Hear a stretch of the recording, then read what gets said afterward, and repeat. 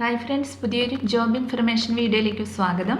അപ്പോൾ ഇന്നത്തെ ഒരു വീഡിയോയിൽ നമ്മൾ നോക്കാൻ പോകുന്നത് കേരള മഹിളാ സമഗ്ര സൊസൈറ്റിക്ക് കീഴിലും ജില്ലാ ആയുർവേദ ആശുപത്രിയിലും മത്സ്യ ബോർഡിലും വന്നിട്ടുള്ള ജോലി ഒഴിവുകളെ കുറിച്ചിട്ടാണ്. വിവിധ തസ്തികകളിലായിട്ട് ഒഴിവുകൾ വന്നിട്ടുണ്ട്. കരാർ നിയമനമാണ്. 10ാം ക്ലാസ് മുതൽ ക്വാളിഫിക്കേഷൻ ഉള്ളവർക്ക് അപ്ലൈ ചെയ്യാൻ കഴിയുന്ന പോസ്റ്റുകളുണ്ട്. അപ്പോൾ നമുക്ക് ഓരോ പോസ്റ്റും അതിൻ്റെ കൂടുതൽ ഡീറ്റെയിൽസും നോക്കാം. വീഡിയോയിലേക്ക് പോകുന്നതിന് മുമ്പ് നിങ്ങൾ ആരെങ്കിലും ആദ്യമായിട്ടാണ് ഈ ചാനൽ കാണുന്നതെങ്കിൽ മറക്കാതെ സബ്സ്ക്രൈബ് ചെയ്ത് വയ്ക്കുക. അതോടൊപ്പം തന്നെ പുതിയ നോട്ടിഫിക്കേഷൻ കിട്ടുന്നതിന് വേണ്ടി തൊട്ടടുത്തുള്ള ബെൽ ബട്ടൺ കൂടി എനേബിൾ ചെയ്യുക. അപ്പോൾ ഞാൻ അപ്ലോഡ് ചെയ്യുന്ന പുതിയ ജോബ് ഇൻഫർമേഷൻ വീഡിയോസ് നിങ്ങൾക്ക് പെട്ടെന്ന് തന്നെ നോട്ടിഫിക്കേഷനായിട്ട് ലഭിക്കുന്നതായിരിക്കും. അപ്പോൾ ആദ്യം ഇടുക്കി ജില്ലയിൽ വന്നിട്ടുള്ള വേക്കൻസി നോക്കാം.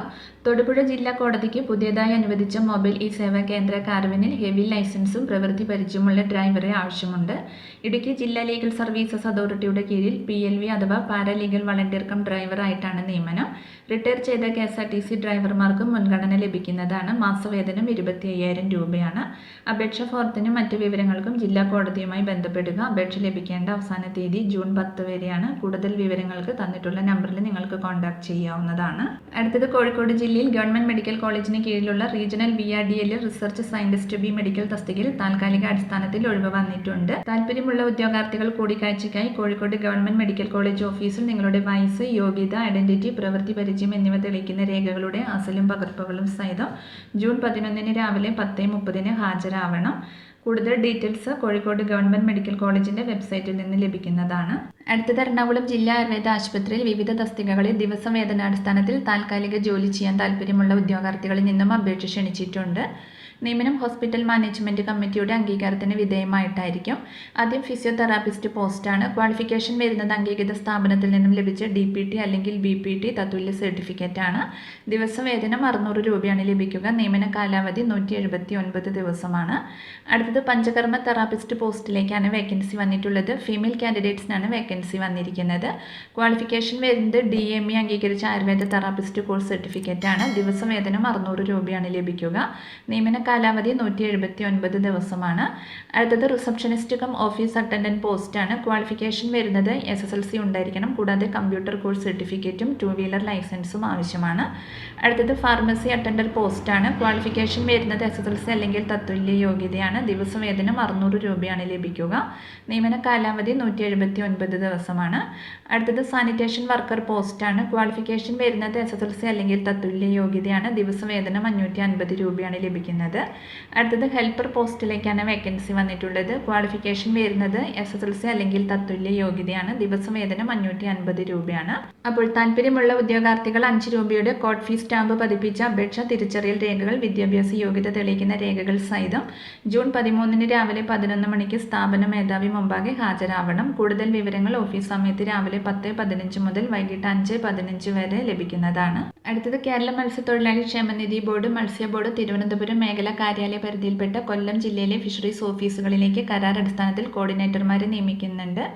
യോഗ്യത ബിരുദം ഉണ്ടായിരിക്കണം. കൂടാതെ ജില്ലയിൽ സ്ഥിര താമസമുള്ളവരും കമ്പ്യൂട്ടർ പരിജ്ഞാനമുള്ളവരും ഫീൽഡ് ജോലിക്ക് പ്രാപ്തരുള്ളവരുമായിരിക്കണം.